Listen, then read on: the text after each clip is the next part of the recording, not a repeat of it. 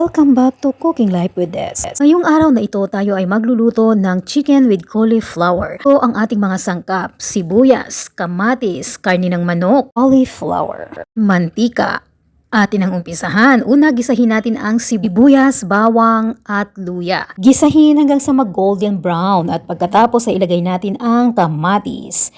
At takpan, hayaang ito ay maluto ng 5 minuto at pagkalipas ng 5 minuto tingnan. Ayan, ganito ang mangyayari sa ating ginisang sibuyas, bawang at kamatis. Takpan ulit natin, medyo hindi pa luto. Pagkalipas ng 3 minuto, check ulit natin at eto na nga, parang medyo kumapit na siya sa kaldero pero okay lang yan.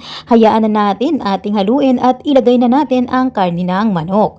At haluin din, huwag masyadong haluin. Pagkatapos natin mamix ng kaunti, takpan at hayaang kumulo o maluto ng 10 minuto sa katamtamang apoy. At yan nga, pagkalipas ng 10 minuto, ganyan ang mangyayari.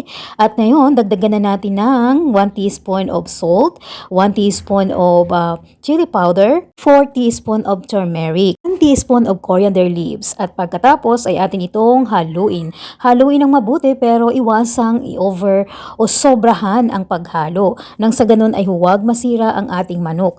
Katulad nito, ayan, makikita nyo na humihiwalay na yung mantika sa manok. Ibig sabihin nito ay oras na para ilagay natin ang ating cauliflower.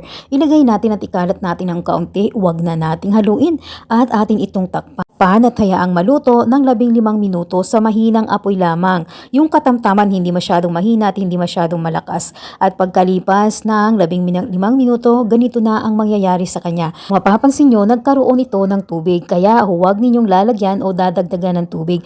Hayaang ang natural water ay lumabas sa mismong cauliflower at chicken meat. Ilagay na natin ang green chili. At pagkatapos nating mailagay ay huwag din nating haluin. Takpan ito ng 5 minuto sa mahinang apoy lamang at pagkalipas ng 5 minuto ay ganito na ang magiging itsura nito. Ayan, luto na ang ating chicken with cauliflower. Yummy, di ba? Pwede na siyang kainin with chapati, parata, naan, or kanin.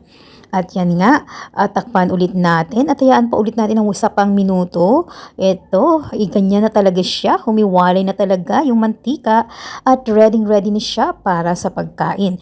Kaya, lagyan natin ng final touch. At yan ay ang coriander leaves. Garnishan natin ng coriander leaves. Spread natin on top of the food.